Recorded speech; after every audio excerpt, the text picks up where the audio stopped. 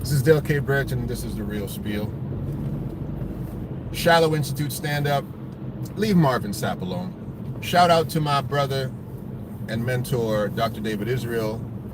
Shout out to the Jericho House, my voice coach, Paul McKay, Emmanuel Church of Jesus Christ Apostolic, Glorious Churches of Canada, and Glorious Churches of Ghana. Bless everybody. Leave Pastor Marvin Sapp alone.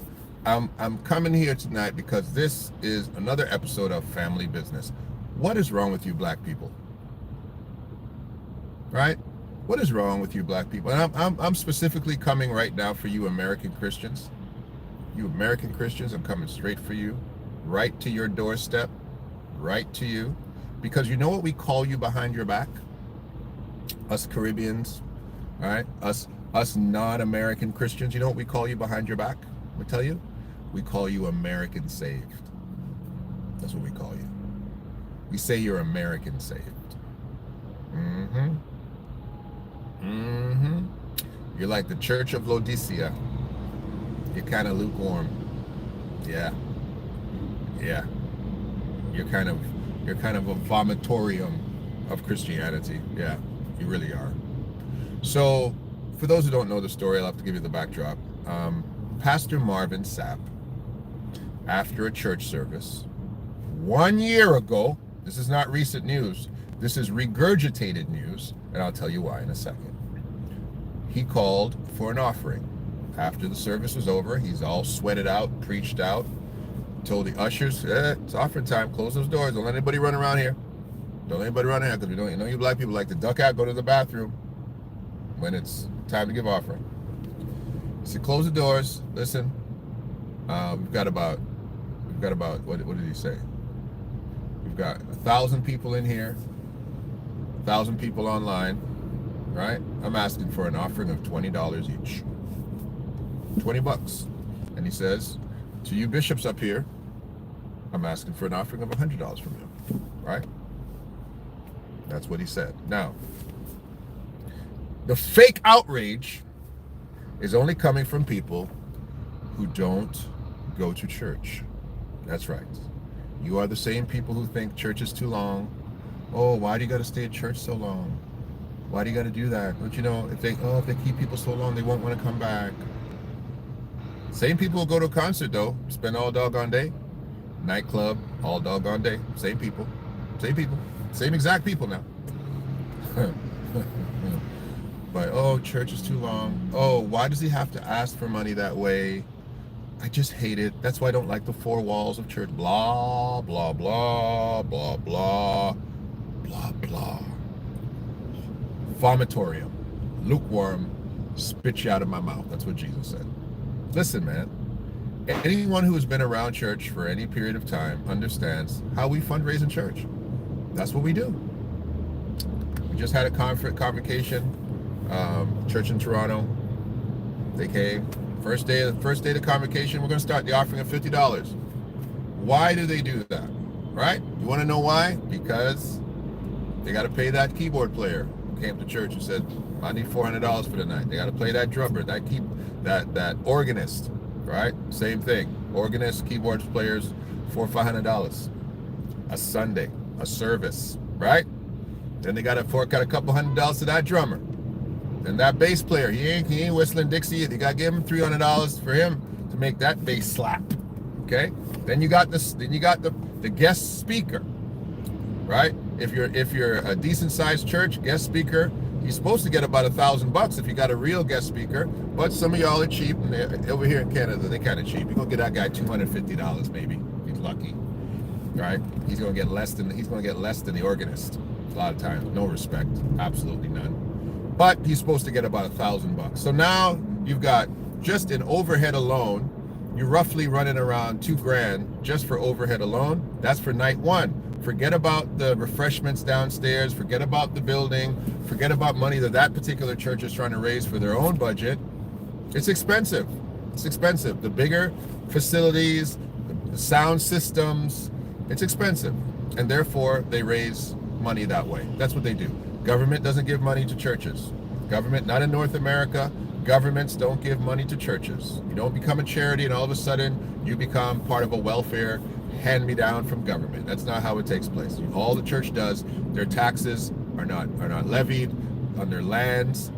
That's the pastor still pays tax though. Pastor gets an income, he has to pay tax on that income, and anybody else. All those honorariums, all those musicians that are getting money, they're supposed to pay tax on that. All you guys are supposed to be paying tax, all of them. But at the end of the day, that's what the church does. Mind your business. Now let me tell you exactly what's going on and why you black folks, especially in America, keep getting the old switcheroo done on them, and you don't pay attention, you don't listen, you don't realize that you're put in a matrix. I don't know what's wrong with y'all, especially in America. I don't know what's wrong. I don't know why you guys are just sitting in that doggone country taking it. But let me speak up for at least the church.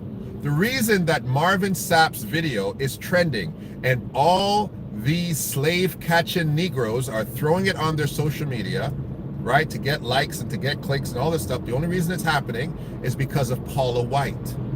24 hours before Marvin Sapp's video is put up there, and Marvin Sapp is allegedly raising money in an unorthodox way, which is ridiculous. That's how churches raise money every single week for the last 100 years. Okay, and I can go further if you talk about guys like Oral Roberts, who said, oh, the Lord said he's going to kill me if I don't get $1 million. These white Christians, they are the most outrageous. 24 hours before, Marvin Sapp was regularly raising a $20 offering per person, $100 for bishops.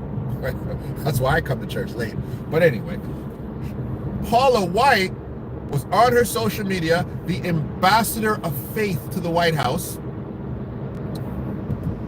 Ostentatiousness of the disgustingness of that title, was asking for $1,000 per person per head so they could get 7 blessings. Go check it out. Paula White, the ambassador of faith to the White House, because that's about the only role she has at this moment, was asking for $1,000 a pop so that you could get 7 blessings from Paula White. Please miss me with conversations about Marvin Sapp, who's actually doing something, who actually has a church, who's actually preaching the gospel, who's actually singing us happy, and Paula White, the ambassador of faith to the White House, right? The modern day Peter Popoff.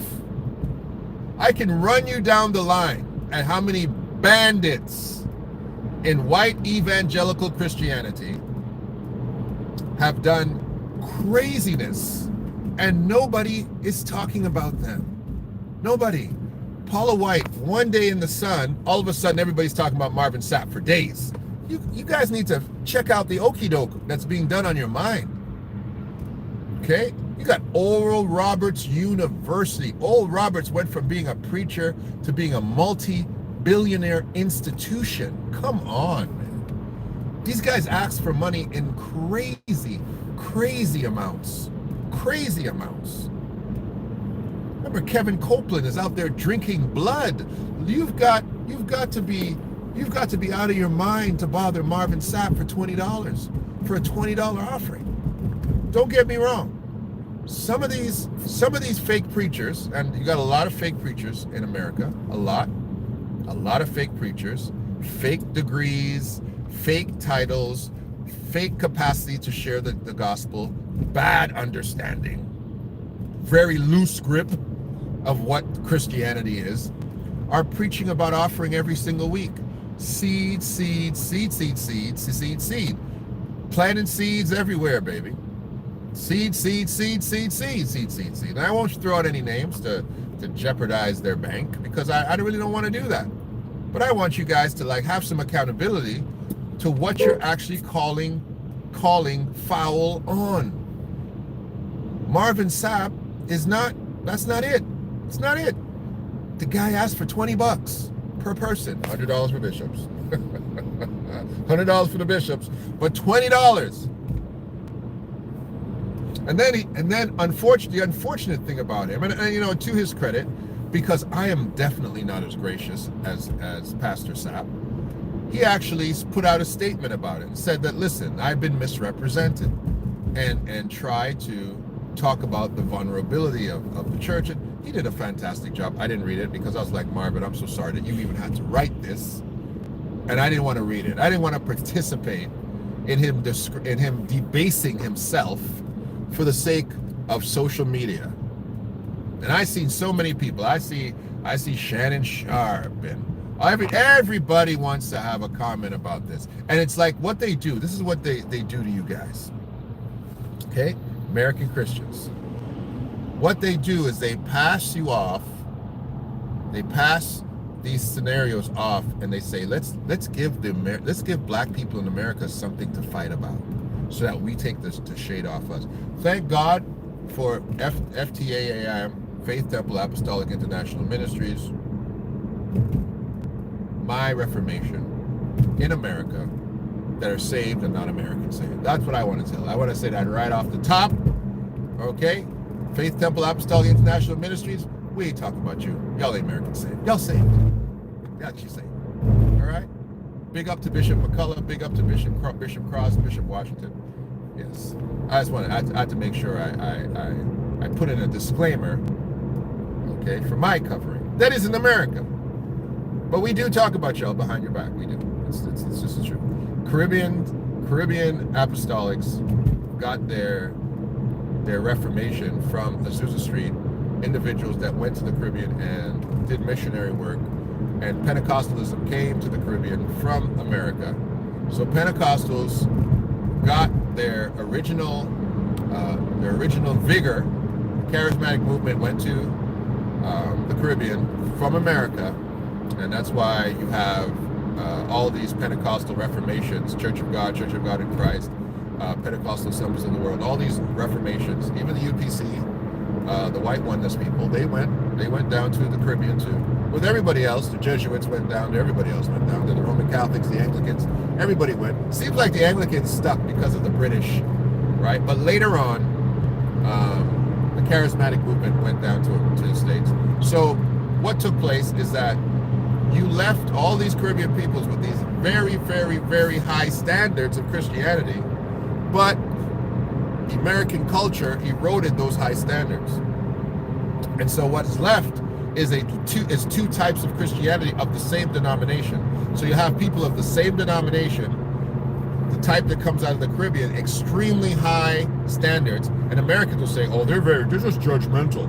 No, they're actually holding the standards that they received from the pioneer Pentecostals. You guys have been inundated by the beast of Babylon, and now your Christianity is lukewarm, but it's the same Christianity that went to the Caribbean. The Caribbeans just held on to it, came up to America and said, whoa, you guys ain't doing what we're doing. Yeah, we kind of adjusted it. We kind of got loose with it. Get a little bit loosey-goosey. But it's the same denomination. And in the midst of that, some of them actually lost the actual doctrines of their denominations because they're not even following Christianity at all. I'm so sorry.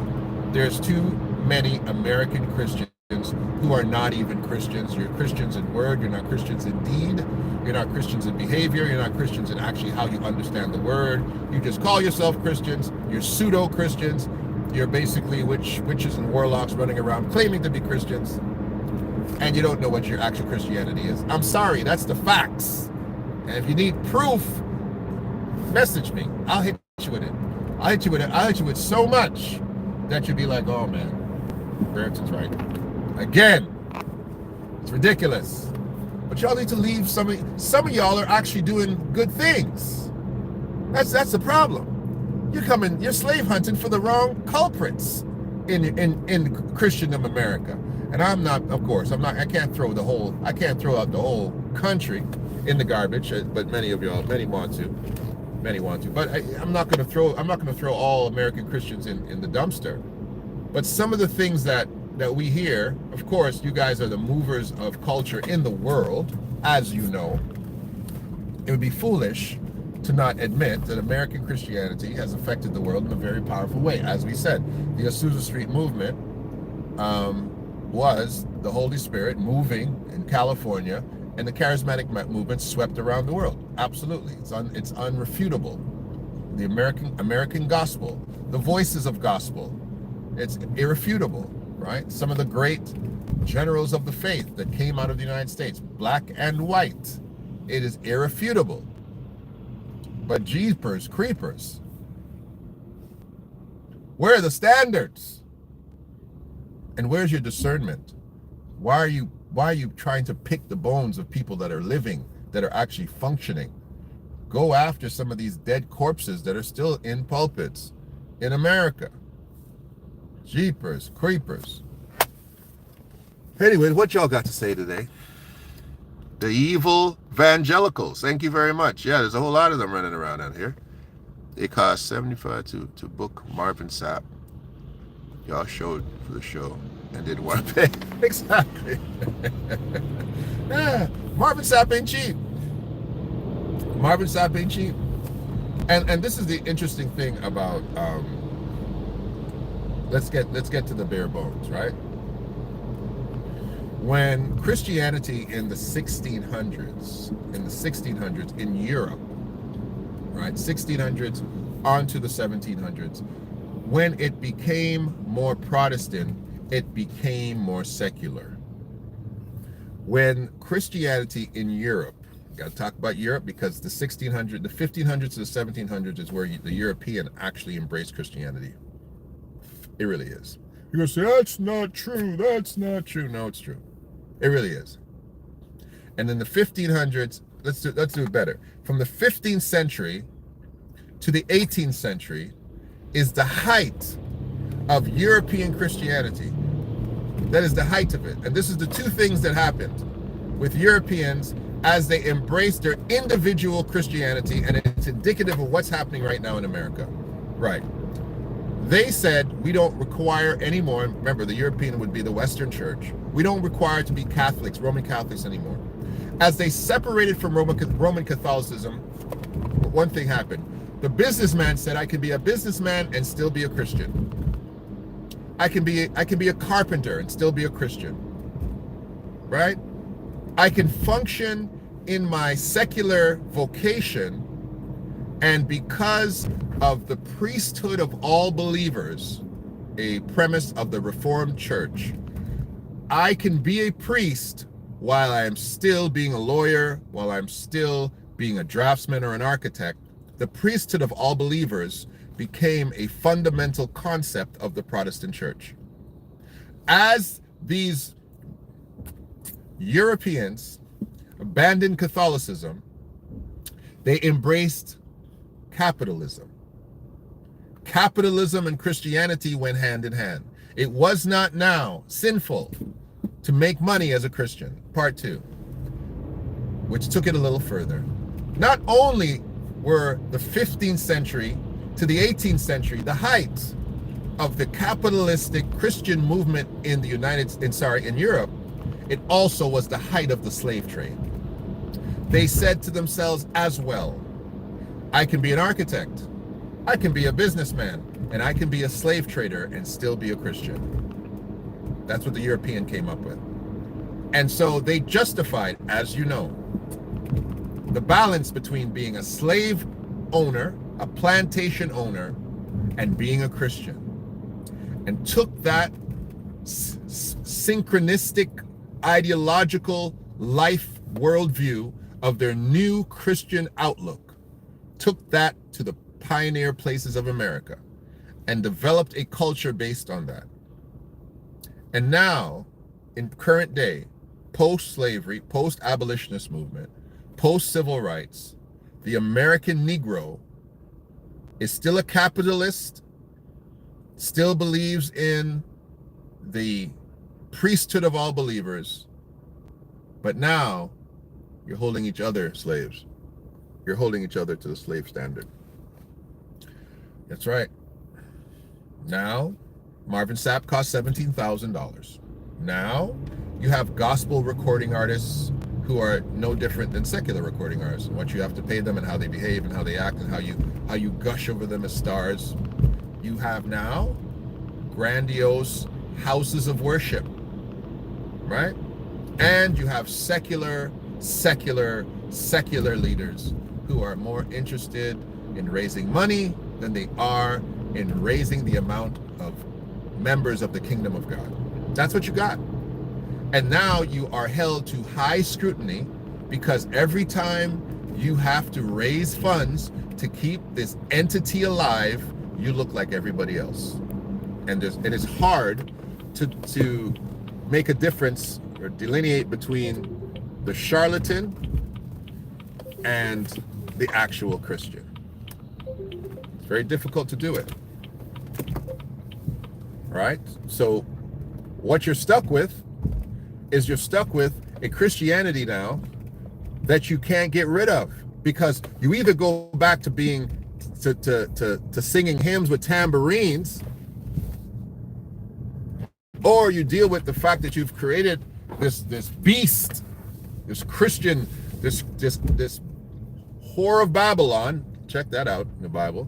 Something that looks magnanimous, but it's kind of ugly. And this is the hard part for Christians to deal with. Christians in America and Christians all over the world. What takes place when your Christianity becomes so decadent that God can't recognize it anymore? What happens? What happens when your Christianity is so secular that it looks like the world? What takes place? What do you do with that kind of Christianity? What is it good for? Because now what people are going to do is they're going to hold the Christianity hostage when it comes to things of money, things of judging standards, right? And you really are participating in a very secularized version of Christianity. You're not aesthetics. You're not running around living in communes. You're not taking vows of chastity or poverty.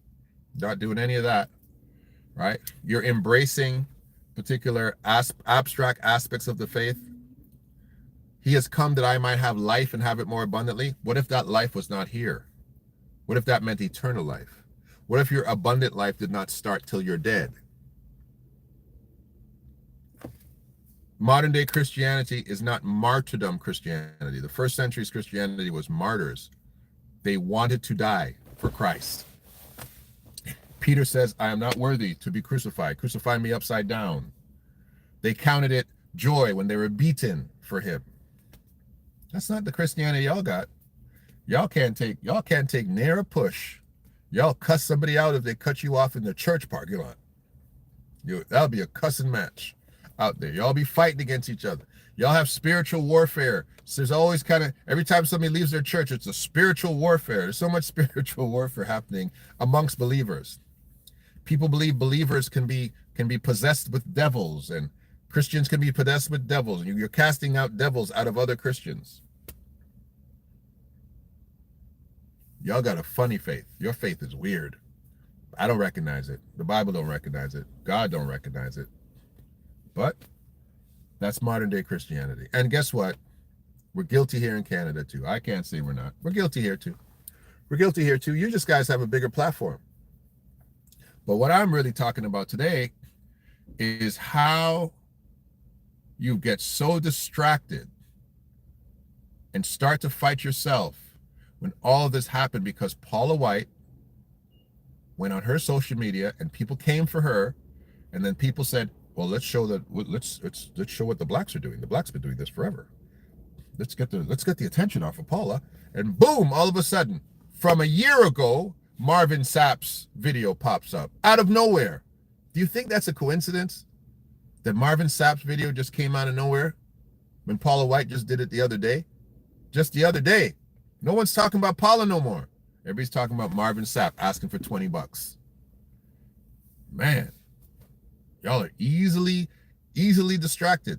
The low attention span of the black community. Low attention span. That's why these preachers got to entertain you, because you don't have any attention span. You can't sit there and learn anything. And you can easily be distracted. I feel sorry for all of you. Anyway, I didn't come here to beat you for long. I came here to tell you, leave Marvin alone. Let Marvin do Marvin. All right? Let Marvin go out there and preach the gospel and do his thing. Some of y'all ain't doing nothing. When's the last time any of y'all went and gave did a clothing drive, that gave some clothing to the poor? A show of hands. Huh? Went to work in a soup kitchen. When's the last time y'all went to a prayer meeting? Prayer meeting. I didn't say Bible study. I didn't say Sunday service. When is the last time you went to prayer meeting? Too many days a week for you, right? Right. So stop this. Leave it alone. Whether you're a tither or non-tither, whether you're on that side, and you guys want to fight about that too, because y'all are cheap. You don't fight about anything. Leave that alone. At the end of the day, Marvin Sapp asked for $20. That's it. Whether he had 1 million members or whether he had 5, he asked for $20. $100 for bishops, though. They always do that, bro. That's why I don't want to sit on the rostrum. I'd like to call a general offering. First of all, I'd like every bishop to stand with me. I'm gonna offer $100. I'd like every bishop to stand with me. Brother, I didn't bring $100. I didn't bring $100 to come watch this bad preaching. That's just me. Don't follow me, because I might lead you astray. Right? $100 if you're a bishop. I don't sit on rostrums no more. I come in there late. I'm gonna give you what I'm gonna give you. Don't ask me for $100 because you want to call me bishop. No, y'all don't come to my church. But leave Marvin alone. Marvin want to ask his, and he said the member. He's talking to his members. He's talking to his leaders. $20. $20. That's all he asked for. Paula asked for $1,000 to get 7 blessings. Like she was preaching from the Game of Thrones manual. Okay, I don't know what the heck Paula White's doing. The ambassador of faith to the White House. That old witch. Oh my goodness. Paula White needs she needs a broom and a cauldron in front of her. Paula White. Man, I'm gonna leave that alone. Anyways, like I said, leave Marvin alone. I'm gonna come back and harass you guys in the afternoon. God bless you. I hope you guys have a fantastic day. It's Monday, man. It's Monday. You got my pressure going. I heard another voice from heaven saying, "Come out of her, speak that word. My people, be not a partaker of her what? Her plagues and her sins." Yep.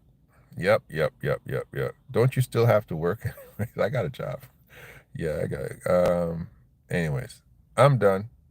Y'all take it easy. Everybody start bringing your own snacks. I need to learn to play the organ for real. I got my organ in the church. I'm like, man, I have a good hustle, boy. If I was, our organist, I hope he doesn't read. I hope he doesn't see this. Our organist is easily worth $400 or $500 a Sunday. On what the market pays an organist? Easily. He's worth his weight in gold, an organist.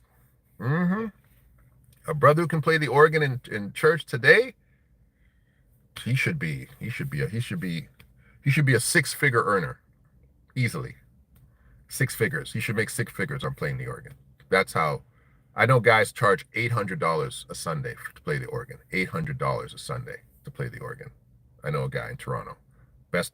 He's not the best, but he's well known.